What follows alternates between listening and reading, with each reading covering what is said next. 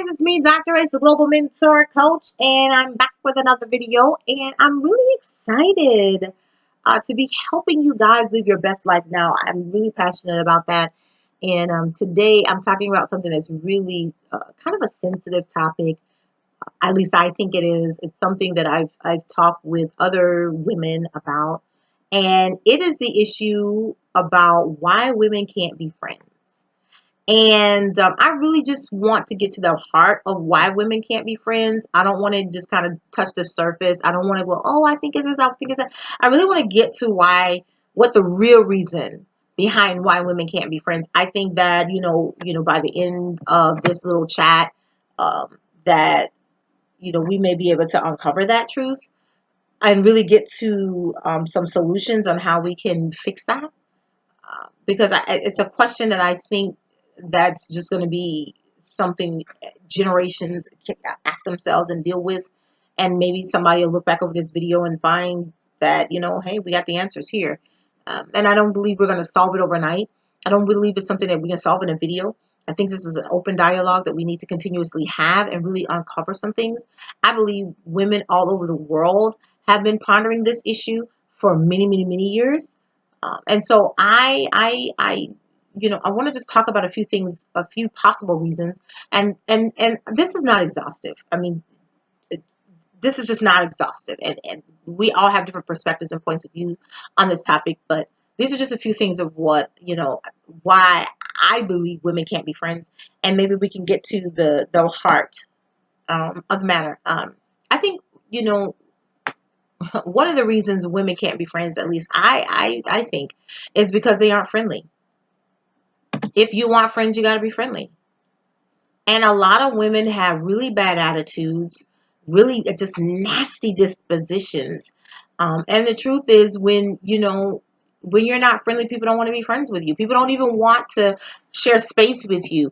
And to be honest, there are some people who aren't even friendly to themselves. They don't love, value, and appreciate themselves, so they're not going to love, value, and appreciate anybody else. And so you can't expect to be friends with anyone else, let alone another woman, if you're not friendly with yourself. The other thing is trust. I think there's an issue with women being trustworthy, especially as it relates to other women. We don't trust ourselves with other women.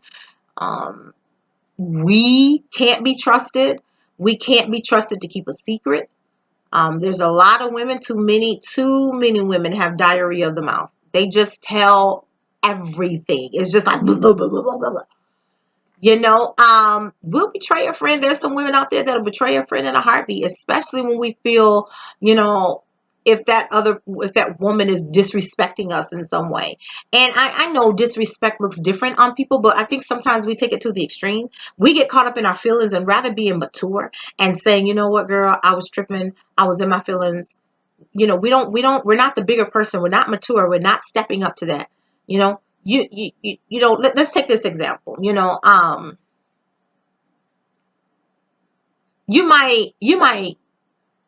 might hear your girlfriend say to you, or overhear some women in a conversation, and you might hear somebody say, I know I didn't spend all that time.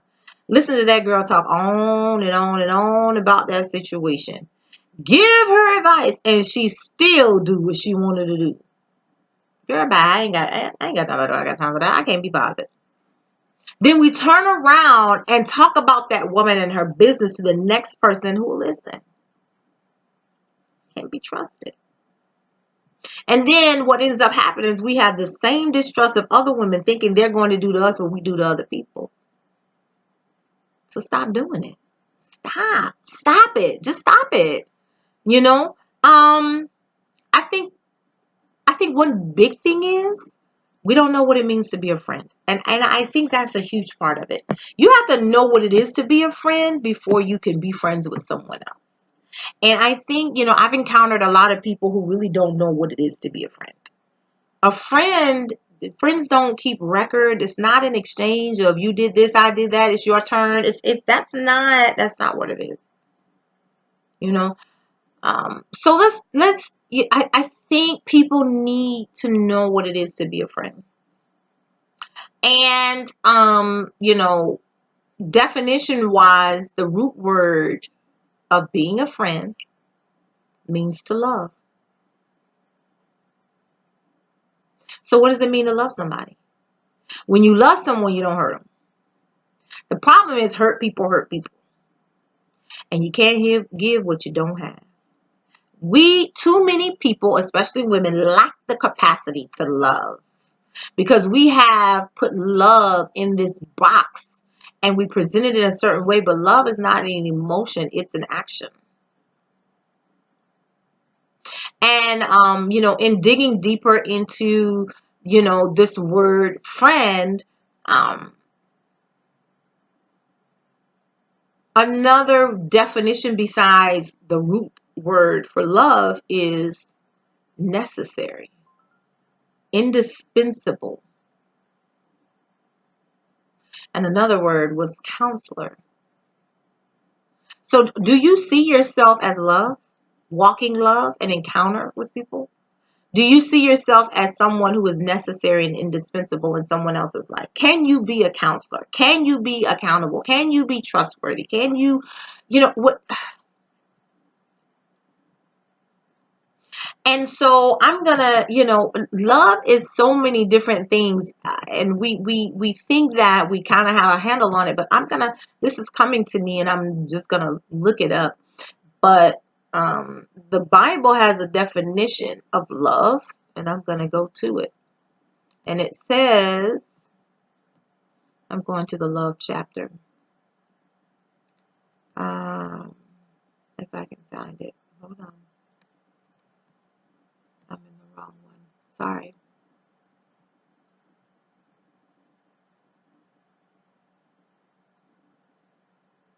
But I think that, no, I was in the right place. Love, it's amazing how we don't understand what love is. And so I'm going to share with you what love is. Love is patient and kind. It's not jealous. It's not braggadocious. And it's not proud. It's not rude. It's not selfish. And it's not easily angered. It means you're slow to anger when you love. Love doesn't remember wrongs done against it. Remember, you're not keeping record. You're not keeping, tick mark here, tick mark there. Love is very forgiving. Love means I'm not going to celebrate another person's downfall. I'm not going to be happy when somebody does wrong and they get their comeuppance. Love embraces truth. Love doesn't give up on people. It never stops trusting. It never loses hope, and it never quits. It never ends. Ever, ever, ever, ever, ever, ever. Ever, ever, ever. See, all of that is an action. It's not how you feel. Love is an action. Are you indispensable? Are you a counselor? Could it be another reason women can't be friends, besides just not understanding what it means to be a friend, is because we truly don't know how to identify other women who are indispensable, necessary, and can give good counsel. Possibly because we aren't indispensable, necessary, to give good counsel. So, I think let's start with identifying friends. Like, how do we identify friends? I think the first thing we need to do is learn to spend time with people to get to know them. We don't do that anymore. And you've got to do that. It means you have to lay aside, every preconceived notion you have about the other person and really learn about them. You know, why are they the way they are? What are their goals? What drives them in the morning? What are they passionate about? What do they like? What do they dislike? I think, you know, really to get to know somebody, you have to take time. You got to meet over coffee, tea, get to know something, get together in different spaces and be together in a space and time where you can actually have conversation and not be preoccupied. If you're with someone having tea and coffee and they're in their phone the whole time, that's not someone you want to develop a relationship with, because they're telling you through their action that they don't want to develop a relationship with you. One of the things I do when I meet with people now, I put my phone away. And before I put my phone away, I put it on vibrator silent because I don't want to be distracted. I want to give that person my attention. And is it tempting to reach for the phone? Absolutely. Especially when they reach for their phone. But that's your time. And that's my time. That's our time to connect and get together. Now, everybody may not do that, but it's an intentional behavior that I'm making because this is time I'm investing in getting to know the other person. The other thing is you got to stop judging folks off of what somebody else said about them. Find out for yourself what the person is like. Because how people, I've learned, let me tell you something. How people treat other folks is not how they treat me. And so how they treat somebody else is not my business. Because I don't know what that other person said, did, what's on their life that was antagonistic towards that other person. I don't know. But I'm not treated the same way. And I'm okay with that. But that's not my business. Let me get to know for myself what you're like. And then I can make a decision for myself. But stop judging people based off of, you know, what somebody else said. The other thing is stop judging people based on what you think they're like by watching them from a distance. I love to people watch. I really do. But guess what? That moment that I'm watching them from a distance, that's not the totality of who that person is. If I really want to get to know that person, I've got to walk up to them, introduce myself, and take time to talk to them. Now, that's not to say ignore what you see. Because if you see a dude beating on a girl, I mean, but what I'm saying is you want to proceed with caution. You know, you don't want to just blindly step into anything. Find out for yourself what kind of side effects that person comes with. Because all of us got side effects. We're not immune. We all have side effects. Every single one of us comes with side effects. When you take medicine, it's side effects. You read the label and it tells you all the, I wish I had, listen, even on this lotion here, okay, it tells you that, you know, if God forbid, whatever reason you ingest this lotion, why anybody would like orally take lotion, I don't know. But there are side effects. You know, cough drops. There are side effects to cough drops. Warnings. If sore throat is severe, persists for more than 2 days, is accompanied or followed by fever, headache, rash, swelling, nausea, vomiting, consult a doctor promptly. These may be serious. Okay, stop using and ask doctor if cough persists for more than 1 week, sore mouth does not improve in 7 days. Keep out of reach of children. It's side effects to everything. Everything. You know, you read the label and it tells you all of these different things. You know, I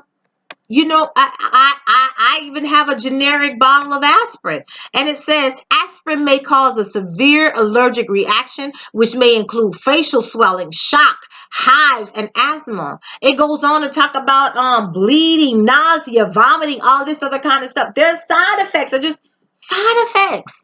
Fantasia had a song a couple years ago talking about the side effects of you. Listen, every single woman has some side effects. Every single one of us has side effects associated with us. Listen, the question is, what are those side effects? See, do our warning labels say caution?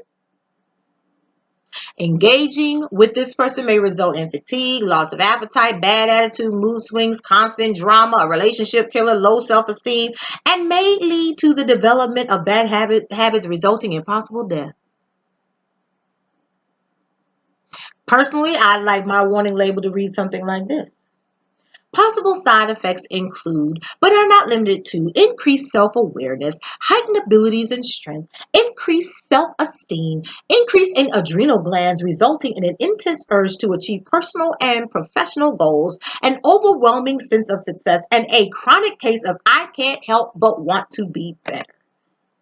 That's what I want my side effects to be. Now, am I perfect? No. But I'm not trying to be. I'm just trying to be the best version, authentic version of myself possible. I don't want toxic side effects. I don't want my side effects to run somebody else away or to run them in the ground. And you shouldn't either. As a woman, you have to want to stop the cycle of tearing each other down. I've seen a lot online. There's all this beef, with you got the one with Nicki Minaj and Cardi B. You got Azalea Banks against everybody. I think she had issues with Beyonce, and she's got issues with Cardi B now. I think she came for somebody else another time. You have a lot of this happening going on, but it's like, stop, because you don't realize that when you do stuff like that, that's not a reflection on the other person. That's a reflection on you. That's an internal problem that you have, and it's really not making you look good. And you may have valid points, but at some point it's like, wait a minute, if you're always instigating this stuff, why? Are you trying to stay relevant? Is there no other way? As a woman, we have to stop the crab in the pot mentality and learn to support each other and pull each other up. If you got issues with Cardi B, go to her one-on-one as a woman and figure out how you can help her adjust her crown and come up a little higher. If that's how you feel, you feel some type of way about this woman, go to her woman to woman. You got issues with Remy Ma, you go to her woman to woman. You got issues with this one, you got issues with that one, go to them woman to woman. Don't be on the internet. Don't go here, there, every day. Don't do that. Don't do that. That means, for us as women to support each other and to pull each other up, that means we have to get over ourselves and realize that it's not about us. And that means, you know what? Let me check myself. Let me just check my toxic attitude at the door. And let me be better. And that means you have to tell yourself, you know what, I'm really above this. I'm better than this. I'm better than this. What am I doing? You have to grab yourself and shake yourself and say, wait a minute, what am I doing? What am I doing and why? And really and tell yourself, yeah, I am above this because this ain't making my crown look good. Because in examining ourselves, we ask ourselves, where along the way did things go wrong? You got to check your history with other women. And what's your history with friendships? If all your relationships, all your friendships got headstones on them, then it's not all those people, because you're the common denominator.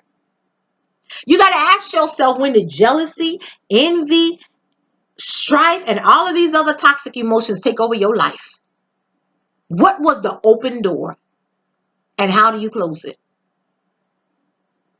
You got to ask yourself, where did the trust go in my friendships?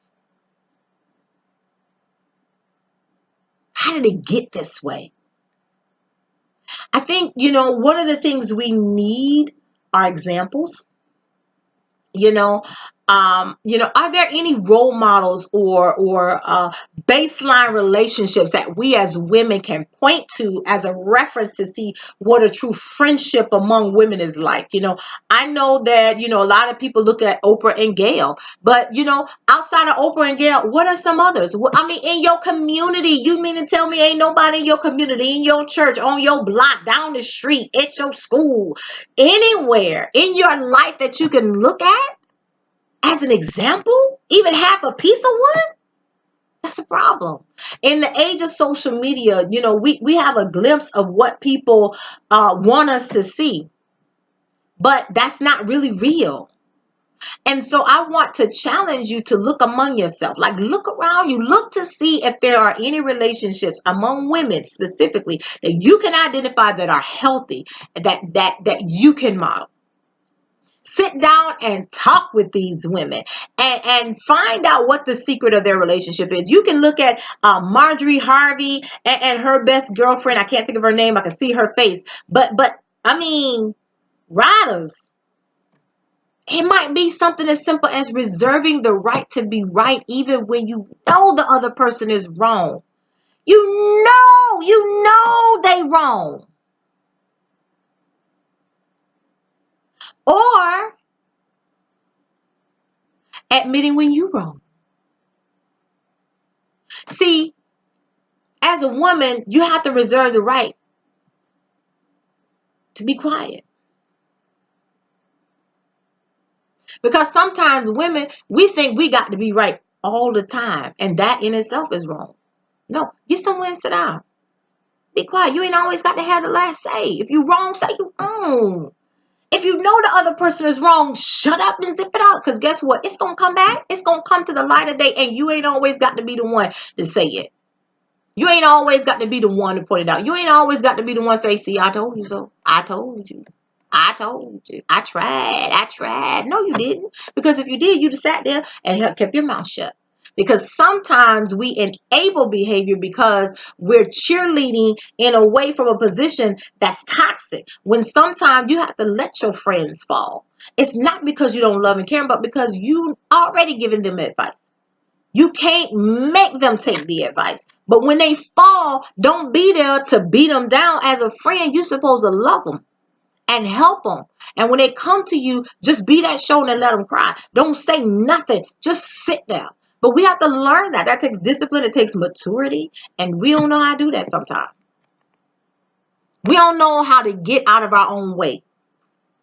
We try to do too much. And in doing too much, we sabotage everything that means the most to us. Every relationship, we have issues with them, because we're trying to do too much. We're trying to do too much. And we hurt ourselves. We need friends. Listen to me.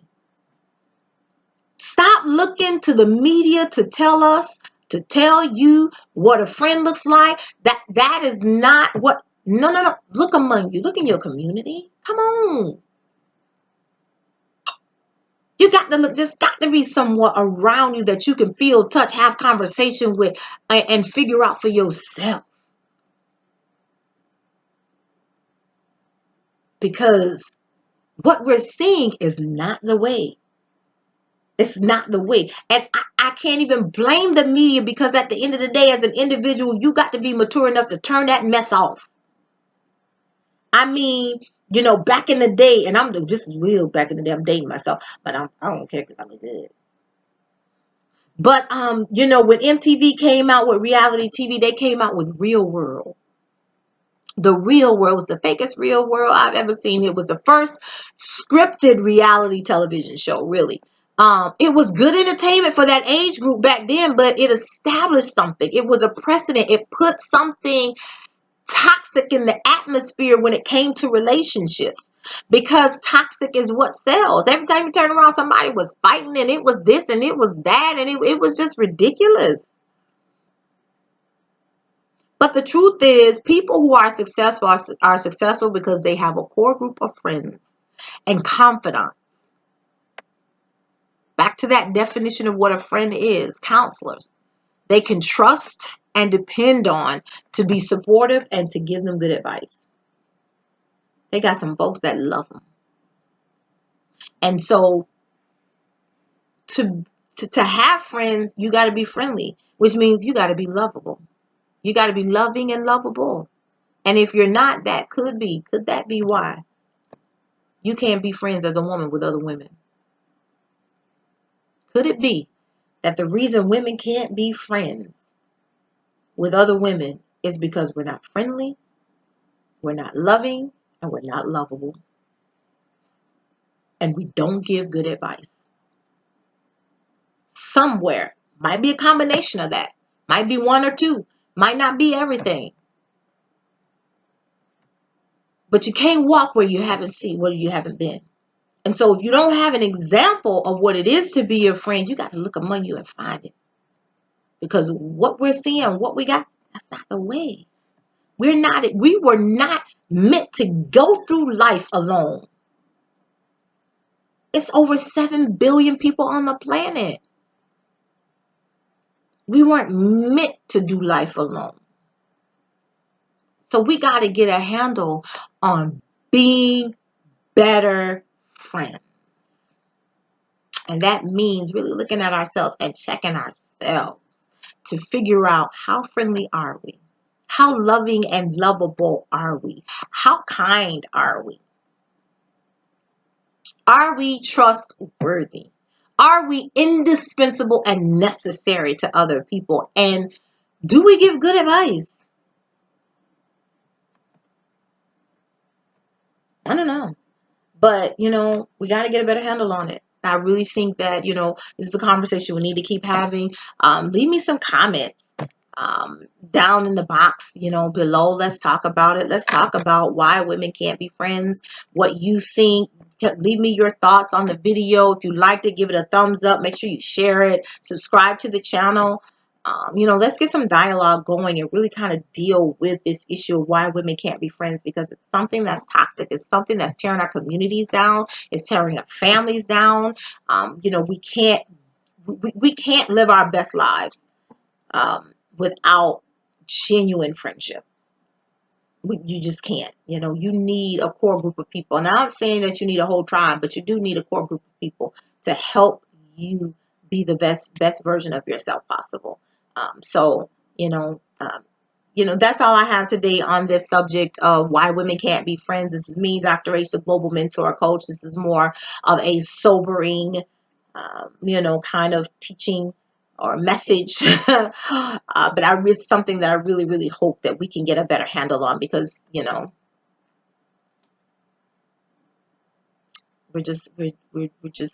not meant to do life alone. And with everything that's going on in this world around us, we need. So this is me, Dr. H, the Global Mentor Coach, just admonishing you to remember to spread lots of love and light. And until next time, ciao.